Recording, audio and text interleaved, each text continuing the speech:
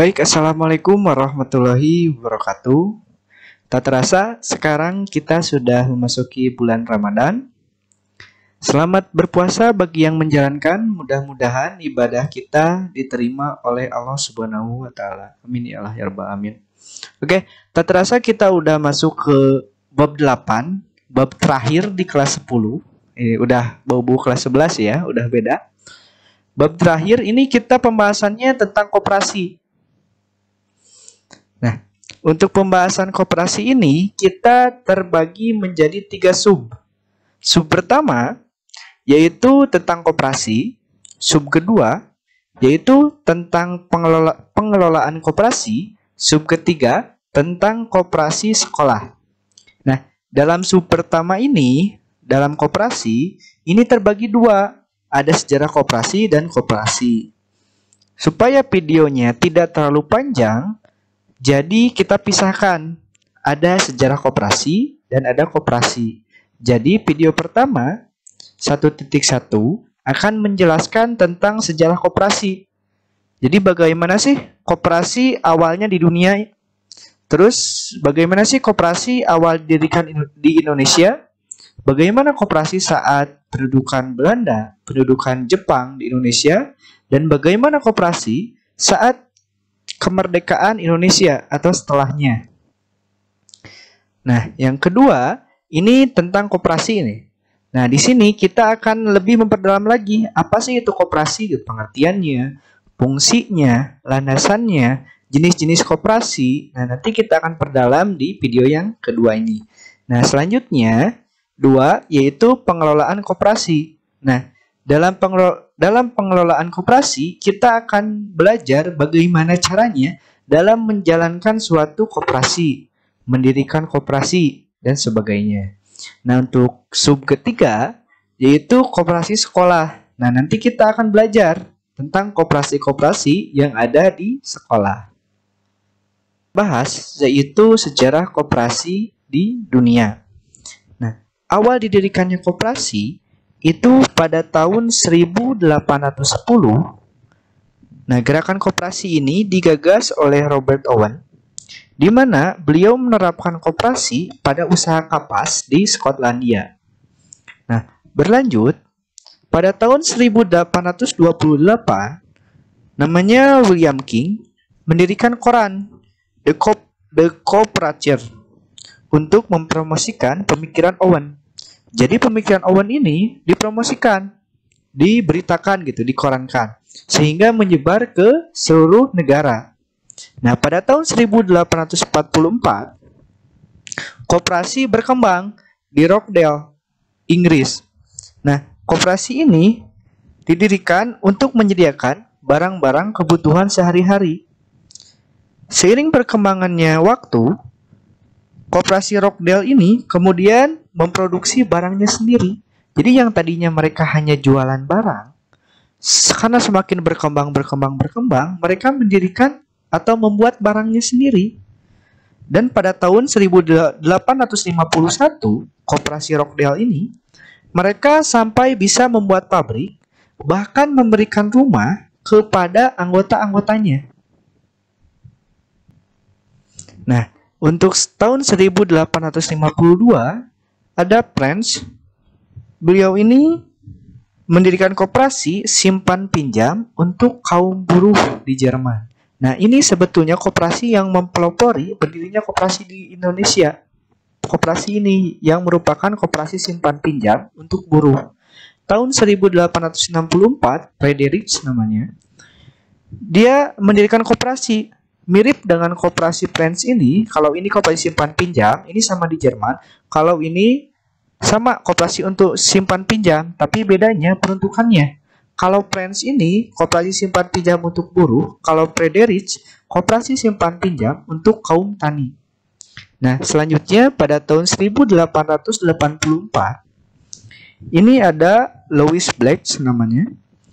Beliau mendirikan koperasi produksi di Perancis. Jadi udah mulai menyebar, tadinya di Inggris, lanjut lagi di Inggris semakin besar, dilanjut lagi ke Jerman, selanjutnya ke Perancis. Nah, karena koperasi semakin berkembang, setiap tahunnya berkembang di tiap negara. Nah, pada tahun 1895 didirikan International Cooperative Alliance atau biasa disingkat ICA yang merupakan lembaga koperasi dunia.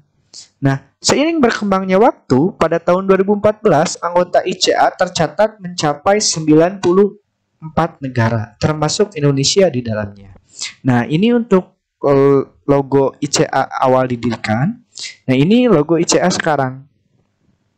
Nah, sekarang kita masuk ke sejarah koperasi di Indonesia. Nah, ini terbagi menjadi 4 tahap nih. Pertama, awal didirikan, yaitu tahun 1896.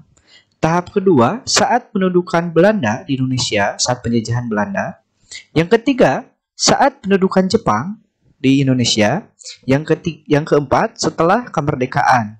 Nah, ini masing-masing berperan penting nih, masing-masing mempengaruhi koperasi di Indonesia. Nah, kita bahas untuk awal didirikan. Awal didirikan koperasi Indonesia itu pada tahun 1896. Nah, pada tahun ini didirikan oleh R. Arya Wiratmaja Pati di Purwokerto. Ia mendirikan koperasi simpan pinjam. Nah, tujuannya mendirikan koperasi simpan pinjam adalah untuk membantu masyarakat yang terjerat hutang oleh rentenir. Beliau mengadopsi koperasi simpan pinjam ini dari koperasi simpan pinjam yang ada di Jerman. Jadi sistemnya sama. Nah, kenapa sih koperasi dikatakan lebih baik gitu, simpan pinjam koperasi dibandingkan dengan rentenir? Kenapa lebih baik? Gini, bedanya kalau koperasi, pertama modalnya dari masyarakat, dari anggota koperasi. Masyarakat bebas nih, semua bisa ikut. Yang pinjamnya siapa? Masyarakat. Misalkan uang itu ada bunga, kan itu jadi keuntungan koperasi. Tapi keuntungan koperasi untuk siapa? Untuk masyarakat juga yang memberikan modal. Jadi uangnya berputar di masyarakat. Beda cerita kalau rentenir. Kalau rentenir, modalnya yang punya individu rentenir tersebut. Minjamkan kepada masyarakat. Misalkan masyarakat pinjam uang. Nah, ada bunganya di sana. Untungnya buat siapa bunga tersebut? Untuk rentenir. Masyarakat hanya istilahnya diiming-imingi dengan hutang, dengan bunga. Gitu. Beda dengan koperasi. Kalau koperasi yang modalnya semua masyarakat, yang pinjamnya masyarakat, keuntungannya pun dalam bentuk bunga, itu kembali lagi ke masyarakat. Nah, setelah didirikannya koperasi simpan pinjam oleh R. Arya Wiratmaja, selanjutnya Budi Utomo menganjurkan berdirinya koperasi untuk keperluan rumah tangga. Jadi berkembang nih. Yang tadinya cuma sebatas koperasi simpan pinjam, mulailah didirikan koperasi lain. Ada untuk keperluan rumah tangga, kayak bahan bako, kayak beras, kayak makanan, minuman, seperti itu. Selanjutnya berkembang lagi. Serikat Islam mengembangkan koperasi yang bergerak di bidang keperluan sehari-hari. Dengan cara apa? Membuka toko-toko koperasi. Nah, koperasi ini bisa disebut ekonomi kerakyatan lah. Karena modalnya dari rakyat, yang usahanya rakyat, untungnya juga buat rakyat gitu. Jadi sama-sama diuntungkan di sini. Untuk selanjutnya yaitu saat pendudukan Belanda. Nah, Belanda ini sedikit besarnya berpengaruh bagi keberlangsungan koperasi di Indonesia. Karena Belanda saat itu, saat menjajah, dia juga masuk ke dalam pemerintahan. Jadi bisa membuat peraturan-peraturan untuk rakyat Indonesia.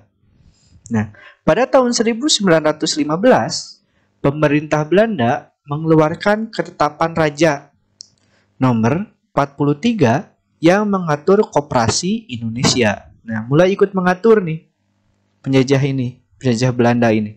Pada tahun 1927 dikeluarkan peraturan nomor 91 tahun 1927 yang mengatur perkumpulan koperasi bagi bumi putra, bagi orang-orang pribumi gitu.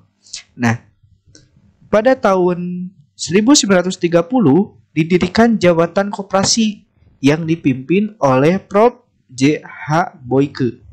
Nah, pada saat didirikan jabatan koperasi ini, koperasi mulai tumbuh besar di Indonesia. Pada tahun 1930, jumlahnya itu hanya berjumlah 39 se-Indonesia. 9 tahun kemudian, tahun 1939, koperasi meningkat menjadi berjumlah 574, hampir berapa ratus persen meningkatnya. Nah, karena koperasi meningkat, pada tahun 1933 diterbitkan peraturan nomor 21 yang menggantikan ketetapan raja. Jadi menggantikan peraturan yang ini, nomor 43.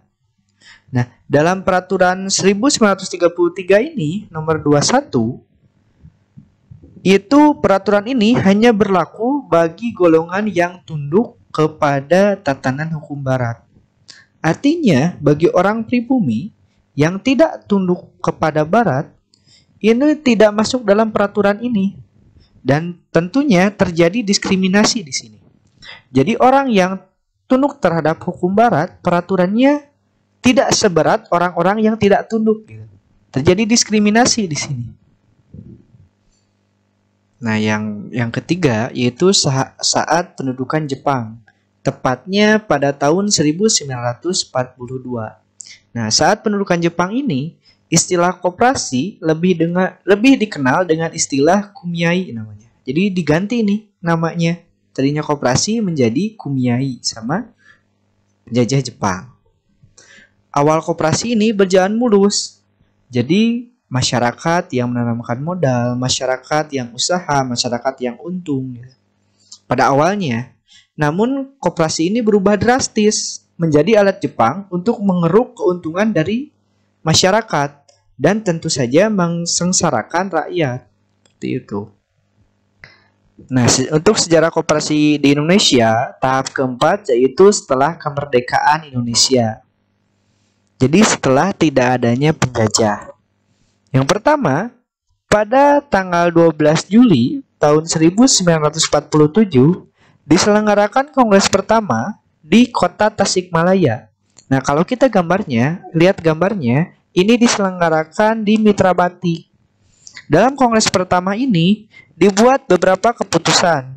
Yang pertama yaitu membentuk Sentral Organisasi Koperasi Rakyat Indonesia atau disingkat SOKRI, SOKRI namanya. Yang kedua, menjadikan tanggal 12 Juli sebagai Hari Koperasi. Yang ketiga, menganjurkan pendidikan koperasi di kalangan masyarakat. Nah, ini kongres pertama nih di kota Tasikmalaya. Dan kalau kita peka juga, ini baru diresmikan beberapa waktu lalu. Ini monumen koperasi di kota Tasikmalaya diresmikan oleh Bapak Gubernur Bapak Ridwan Kamil. Selanjutnya yang kedua, yaitu pada bulan Juli tahun 1953 dilangsungkan kongres kedua, tepatnya di Bandung. Nah, pada kongres ini ada keputusan yaitu mengubah nama SOKRI, yaitu Sentral Organisasi Koperasi Rakyat Indonesia, menjadi Dewan Koperasi Indonesia. Nah, yang ketiga, pada tahun 1961 di Surabaya diselenggarakan Musyawarah Nasional 1 Koperasi. Nah, yang keempat, pada tahun 1967 pemerintah mengeluarkan Undang-Undang Nomor 12 Tahun 1967 tentang pokok-pokok perkoperasian. Nah, karena adanya peraturan baru nih tentang koperasi, maka UU ini membuat semua koperasi wajib menyesuaikan diri. Nah, penyesuaian ini membuat penurunan jumlah koperasi di Indonesia. Jadi yang tadinya jumlah koperasi itu ada 64.000. Dari 64.000 itu 45 udah berbadan hukum, 45.000. Dari 64.000 jadi menyusut jumlah koperasi ini yang bisa menyesuaikan dengan peraturan undang-undang ini. Menjadi jumlahnya itu 15.000. Jadi menyusut, yang tadinya 64.000 menjadi 15.000. Gitu. Yang kelima, pada tahun 1992 dikeluarkan Undang-Undang Nomor 25 Tahun 1992 yang menyempurnakan dan mengganti Undang-Undang Nomor 12 Tahun 1967. Jadi undang-undang ini nih yang sebelumnya ini diganti lagi, disesuaikan gitu dengan undang-undang yang baru. Nah, yang keenam, pada tahun 2015 koperasi di Indonesia berjumlah 209.000. Jadi yang tadinya cuma 15.000 meningkat lagi gitu.